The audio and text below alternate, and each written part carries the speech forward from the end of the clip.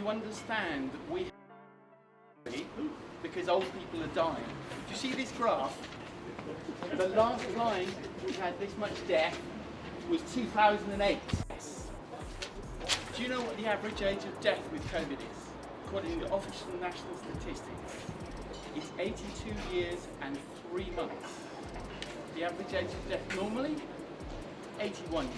British pubs are facing extinction, not just from economic pressures, but now from Keir Starmer's banter police. The Employment Rights Bill currently making its way through Parliament would force pub owners to police private conversations between customers or face legal consequences. As our political establishment moves to control what can be said in public spaces, Nigel Farage emerges as the unlikely defender of British traditions.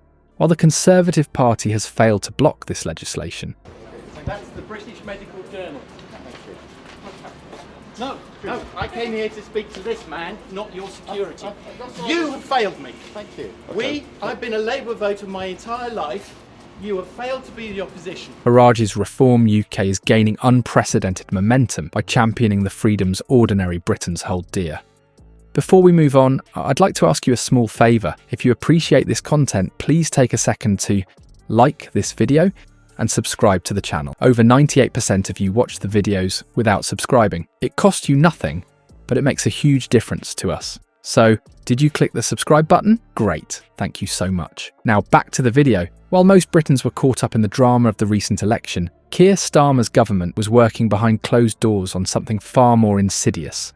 Clause 20 of Labour's Employment Rights Bill represents a direct attack on one of our most cherished cultural institutions, the British pub. This legislation expands third-party harassment rules in an unprecedented manner, effectively turning pub owners into speech police responsible for monitoring their customers' private conversations. The government insists this is merely about workplace safety, but both the Free Speech Union and the Equality and Human Rights Commission have sounded alarm bells about the severe implications for free expression. These aren't right-wing agitators, but respected organisations raising legitimate concerns about government overreach. What makes this particularly concerning is how the legislation would work in practice. Picture this scenario.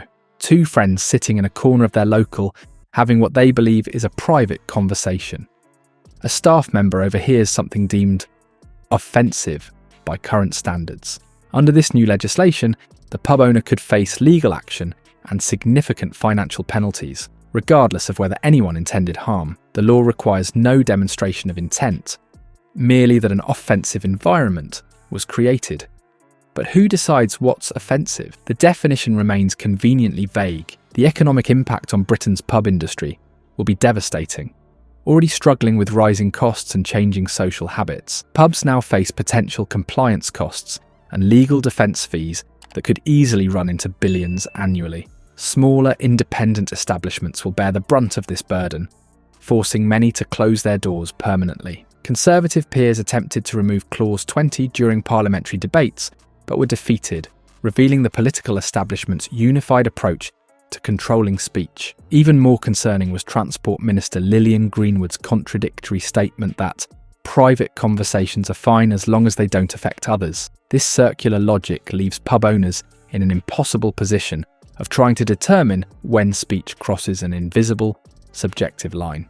Both the Free Speech Union and Equality Commission have explicitly warned that this legislation creates disproportionate restrictions on expression that fundamentally changes the nature of public spaces in Britain. Pubs have stood for centuries as places where ideas flow as freely as the ale, where political debates and social commentary have shaped our national character.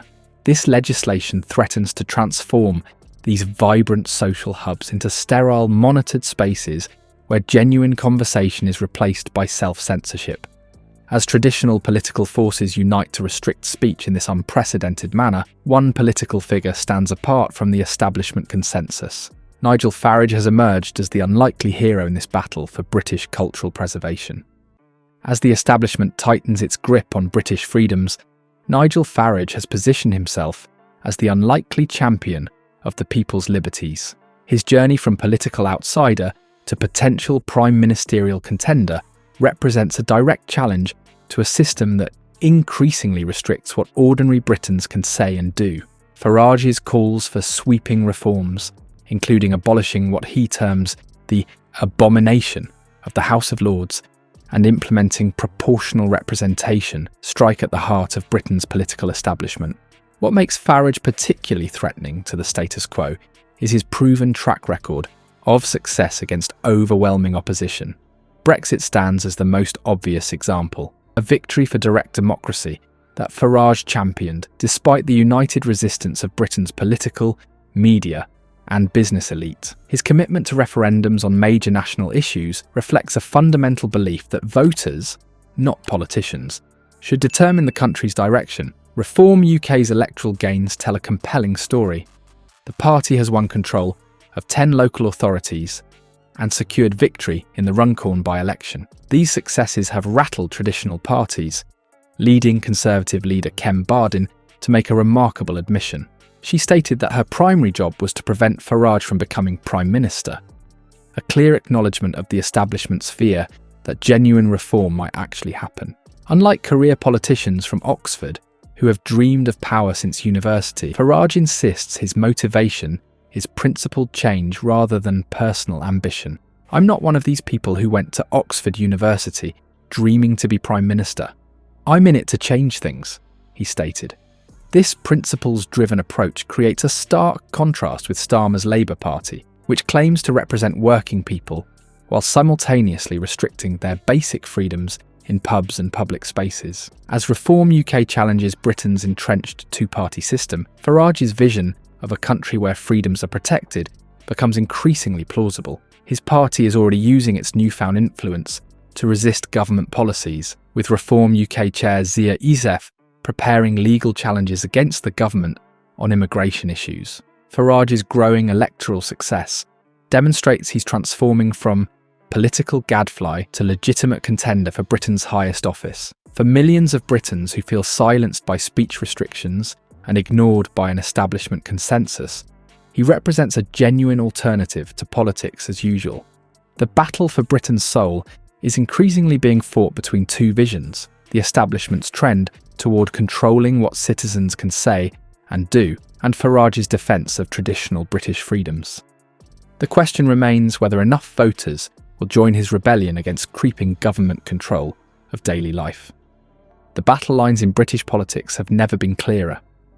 Starmer's Labour pushes legislation that threatens to turn pub owners into speech police, while Farage presents himself as the defender of traditional British freedoms.